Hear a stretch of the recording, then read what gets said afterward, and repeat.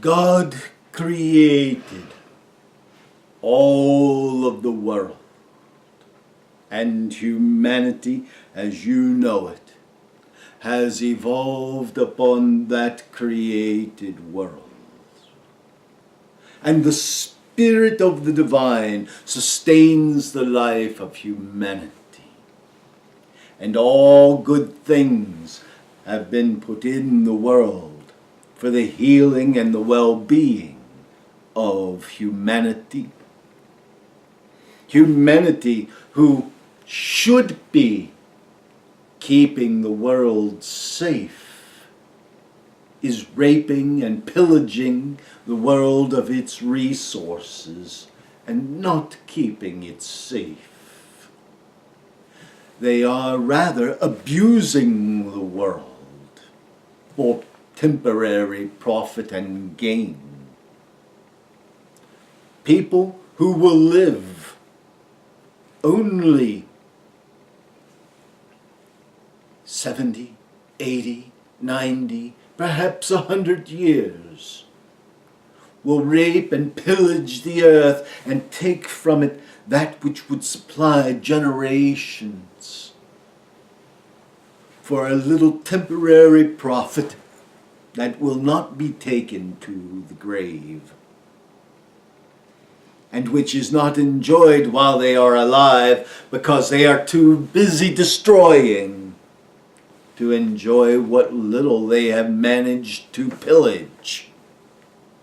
That is the state of the modern world. And there are those fools who are saying, we don't believe science. There are no problems with the atmosphere and global warming. But those fools, they'll be dead while their children and grandchildren and great-grandchildren suffer the consequences of their bad actions, selfishness, or refusal to look at facts. The truth of the matter is that the world has always been a violent place of change. The earth changes. It has gone through many changes over millions of years. And the Homo sapien race is not the first race to dwell upon the earth. You told this very plainly in Genesis, although most people do not want to see it. Homo sapiens are one race. Some people think there's black and white, red and yellow. That's not true. Homo sapiens are one race. Mankind is one race. There is one humanity upon the earth. One humanity. And for each human who suffers indignity or loss, there is a great and tragic loss for all of humanity. Unknown gifts have been squandered through the carelessness of war because of starvation and poverty. And it cannot be allowed to continue. It should not be allowed to continue. But you continue. Your governments continue. And you will continue because you're selfish people. Humanity is a selfish lot that cares little for other people. And when people do care, they go to a foreign land and try to help. And then some foolish government official says, no, you can't come back in this land without being quarantined because you may be diseased. Some foolish warmongering person takes them hostage while they're in a foreign country. Someone tries to help and foreign governments say, no, you can't come in. People try to offer food to the starving, and instead governments and militaries take it to themselves and let it rot in barns and silos. This is the state of humanity. It is the evil that is called man. It is the evil that humanity is prone to. But the good news is that love always wins. Love always conquers. You say, how can that be the good news? We tell you, because the media covers the evil. You see the small percentage of what is happening, but most of the world lives and toils, seeking to do good, but not having the feeling that they can do anything to make a change. And then when they see the few who try to make a change be trampled by foolish government officials or warlords, tend to think it is more important to simply continue living quietly. But we tell you this, the world is encompassed by a sleeping giant. A giant of good people. When Nazi Germany rose and Hitler sought power and brought forth the SS, the world slowly awakened, slowly came together, and finally said enough is enough and defeated that evil, only to begin immediately creating more evils, more divisions, setting up an East and a West Germany and dividing states and gobbling them up between the various powers. Because that is how governments work. But humanity has an ultimate spark of goodness buried in it, and it is now slumbering. But that spark of goodness can make a difference. Now, some fool decided to dub the revolutions that were taking place in the Arab countries the Arab Spring. Well, quite frankly, it is not a spring, it is a turning of consciousness, which is always involved with upheaval and disaster and people losing and people gaining and change and hurt and pain. Spring is thought of as a beautiful place with flowers blooming and new life coming to being. But revolutions are messy and bloody and, quite frankly, very difficult. But that doesn't keep the media from saying, oh, there is an Arab Spring and everything is just going to be hunky-dory. And oh, America or Europe should just go in and give people democracy. Democracy is not something that is given. People choose it. They grow into it. That is how it happens. It isn't just given. You can't export your way of life. Each civilization must grow and mature in its own way and in its own rate. How does a baby like the United States,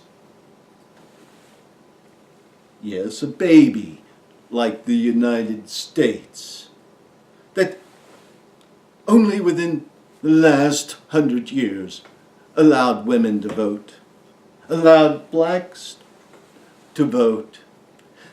Only in a more recent history allowed Native Americans to vote. Which country, as such a baby, can then think, oh, but I can export the truth to all others? But aren't countries just like people? How many children think they know everything, only to realize with each passing year that they seem to know less, and by the time they become older, they realize how little they truly know. So it is with civilizations. As they advance, they come to the point of realizing how little they truly know. The government has one primary purpose, and that is to protect its people so they may thrive in the way that most suits them, in safety and in happiness. This is a revolution that all people should be able to have happiness and prosperity. It is greed of the very nations that think they are now going to export democracy. It is the greed of those very nations that has created the poverty, the destruction, and the lack of education throughout the world that creates the chaos, the hunger, the starvation, the lack of governments, and the tribalism against which they rail. So, we tell you this: if you want to export better governance, a better way of life to foreign nation, the way to do it is by lifting them up with education, so the nations may provide their own food, their own health resources, build their own roads, and their own infrastructure, and stop warring. The warring comes from, in large part, a lack of education. Too many Americans want to look around the world and say, oh, you savages. And they point at old cultures that were quite advanced when America was crawling. And then America got a little bigger and a little stronger and exploited these cultures. Slave trade. Oh yes, all of Europe is responsible for that. Do not think that England did not have its hands into it, or any of the other little European nations involved in shipping and sales. And they blinked their eyes, winking at one another and accepting money. Money that was truly human blood and human lives. People who may have been doctors or nobility, people who may have given all kinds of things to the world, people who may have been theologians or great teachers or profound philosophers, were chained inside of ships and beaten and worked in fields and built cities and countries prospered on their blood. And now, the same is still continuing to happen.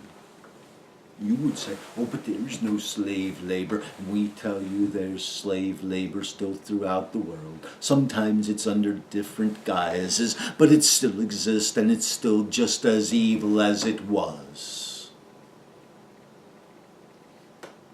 But the essence of what is being said is, there is a sleeping giant still. Because most people are good. Most people are looking the other way and ignoring what's happening. But most people have a heart. And when that majority rises, they can throw off a government. Why do you think China is so fearful? This happened to their governments, and they know it's going to happen again. And communism is all but dead. Why do you think North Korea holds to its little strip of power so tenaciously? Because they know that if the people turn, everything crumbles, and they can do it. And we have told you plainly, North and South Korea will unite and prosper as one people, and they will. We have told you these things, but you fail to listen at your own expense. But when the people rise, the governments will either fall into line, or there shall be great revolution through the world. Because people are tired of abusive governments. We leave you with blessings and with peace. Peace be with you.